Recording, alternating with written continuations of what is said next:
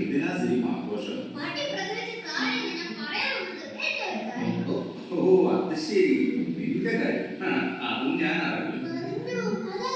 Grandpa ഇന്നലെ തന്നെ പറഞ്ഞിരുന്നു, സെയിം പേടിക്കണ്ട, നമുക്ക് വേണ്ടത് പോലെ ചെയ്യും.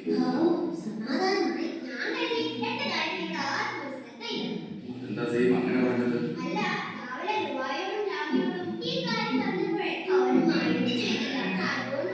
അയ്യേ, ഇതൊക്കെ സെയിം എന്തിനാ അവരോട് പറയാൻ പോയത്?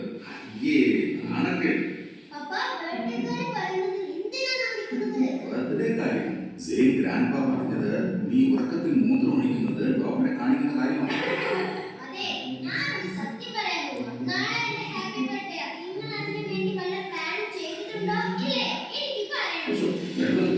ഞാൻ പോയി മോട്ടർ ഓൺ